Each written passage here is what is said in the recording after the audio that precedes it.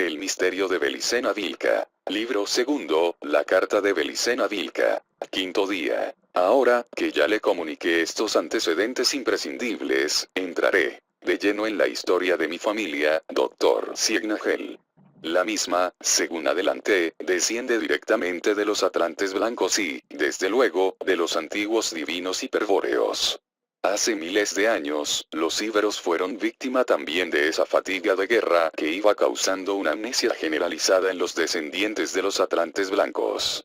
Primero se fue flexibilizando la austeridad de las costumbres y se permitió que los hábitos urbanos de los pueblos del pacto cultural se confundiesen con el modo de vida estratégico. Aquella penetración cultural tuvo incidencia decisiva en la desmoralización del pueblo, en la pérdida de su alerta guerrero.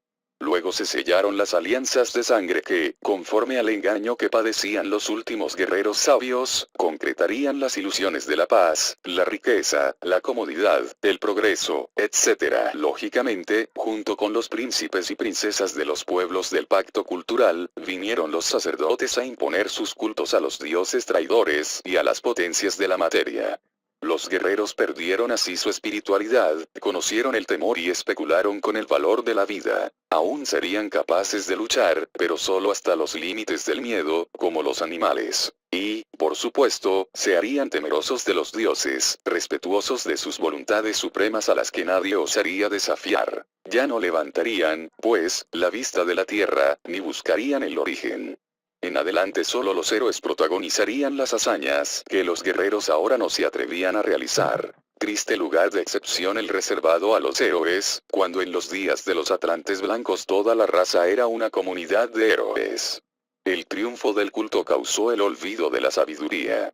El espíritu se fue adormeciendo en la sangre pura, y solo aquellos guerreros sabios que todavía conservaban un resto de lucidez, atinaron al recurso desesperado de plasmar la misión familiar. En el caso de nuestra estirpe, Dr. Ciegnagel, la locura de reunir en una sola mano el culto y la sabiduría condujo a mis antepasados a una demencial propuesta. Establecieron como pauta la perfección del culto. Es decir que la cosa a perfeccionar no sería para nosotros una mera cualidad, tal como el color o el sonido, sino el propio culto impuesto por los sacerdotes, el culto a una deidad revelada por los atlantes morenos. Y me refiero precisamente a Belisana, la diosa del fuego.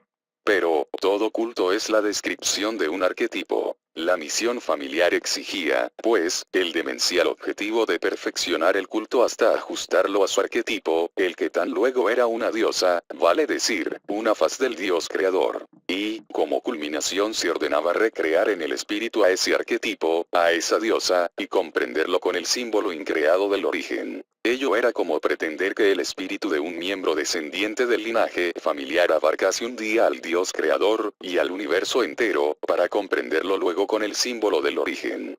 Con otras palabras, ello era como exigir, al final, la más alta sabiduría, el cumplimiento del mandato de los atlantes blancos. Comprender a la serpiente, con el símbolo del origen.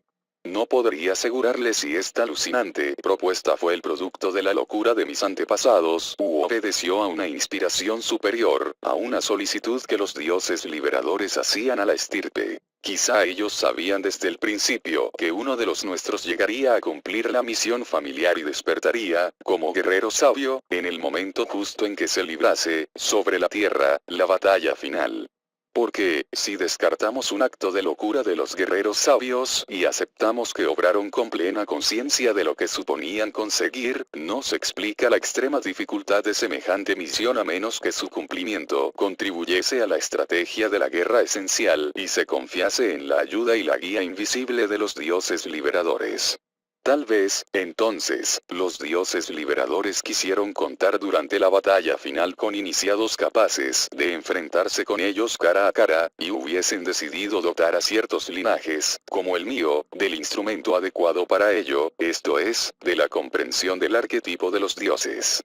Esta necesidad se entiende por medio de una antigua idea que los atlantes blancos transmitieron a los guerreros sabios de mi pueblo. De acuerdo a esa revelación, los dioses liberadores eran espíritus increados, que existían libremente fuera de toda determinación material. Pero los espíritus encadenados en la materia, en el animal hombre, habían perdido el origen y, con ello, la capacidad de percibir lo increado. Solo podían relacionarse con lo creado, con las formas arquetípicas. Por eso los dioses liberadores solían emplear como ropaje algunos arquetipos de dioses para manifestarse a los hombres. Naturalmente, tales manifestaciones solo tendrían lugar frente a los iniciados hiperbóreos, porque solo los iniciados serían capaces de trascender los ropajes, las formas de los arquetipos creados, y resistir cara a cara las presencias terribles de los dioses liberadores.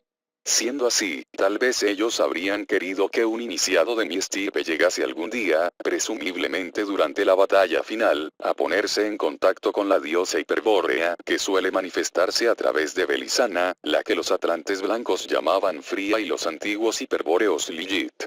Cualquiera fuese el caso, por locura o inspiración divina, lo cierto es que la pauta de aquella misión determinó que nuestra familia se consagrase con ardor a la perfección del culto a la diosa Belisana.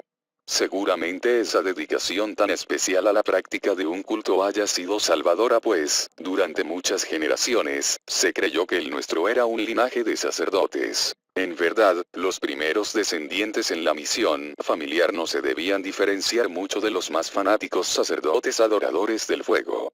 Sin embargo, con el correr de las generaciones, fueron surgiendo miembros que penetraron más y más en la esencia de lo ígneo.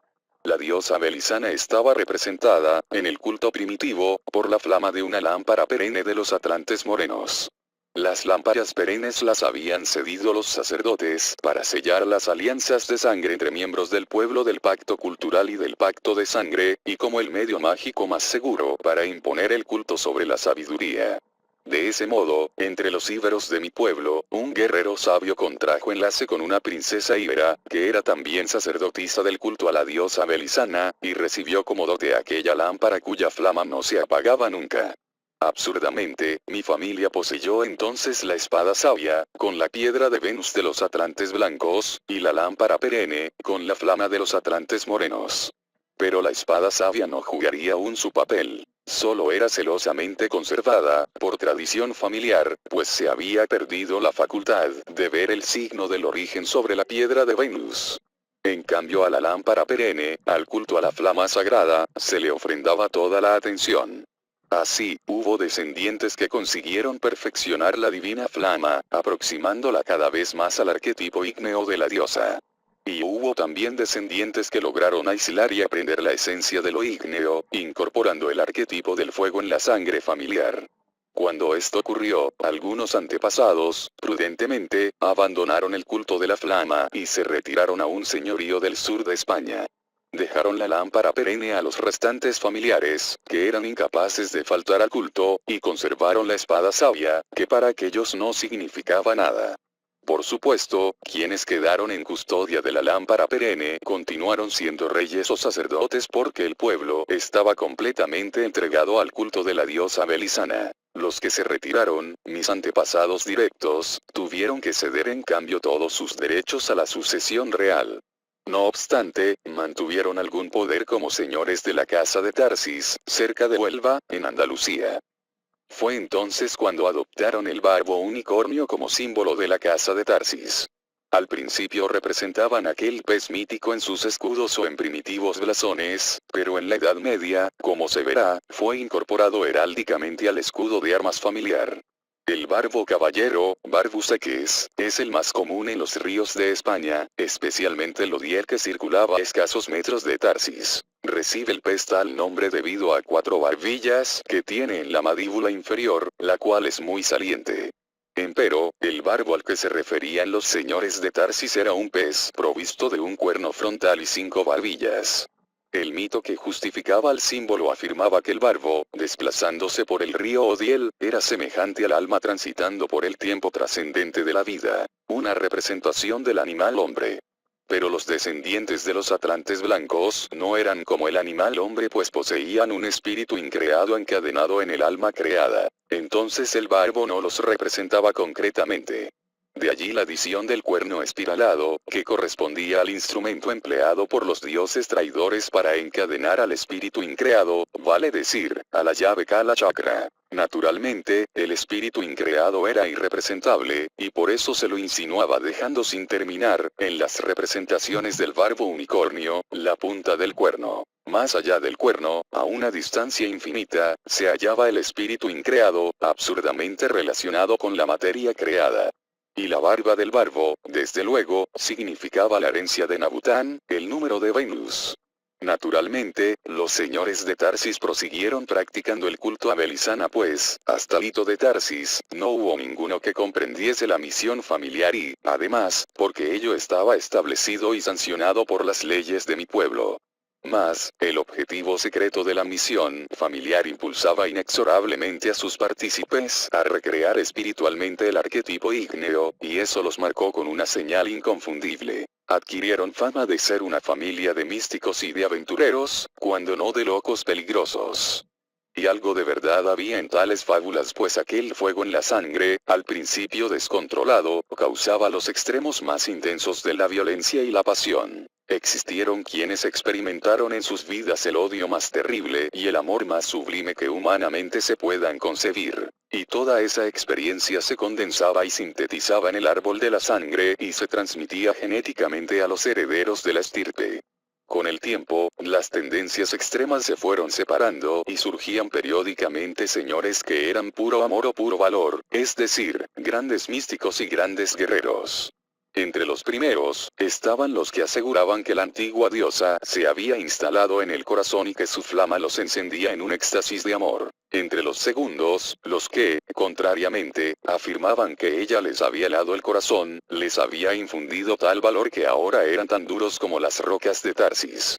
También las damas intervenían en esta selección. Ellas sentían el fuego de la sangre como un dios, al que identificaban como Veleno, el esposo de Belisana, en realidad este Veleno, dios del fuego al que los griegos conocían como Apolo, el hiperbóreo, era un arquetipo ígneo empleado desde los días de la Atlántida por el más poderoso de los dioses liberadores como ropaje para manifestarse a los hombres. Me refiero al gran jefe de los espíritus hiperbóreos, Lucifer, el que desafía con el poder de la sabiduría al poder de la ilusión del Dios creador, el enviado del Dios incognoscible, el verdadero Cristos de luz increada.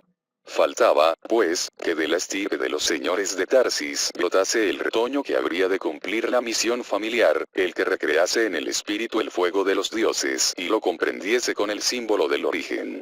Le anticipo, doctor Ciegnagel, que solo hubo dos que tuvieron esa posibilidad en grado eminente. Lito de Tarsis, en el siglo XVI, y mi hijo Noyo en la actualidad. Pero, vayamos hacia esto paso a paso.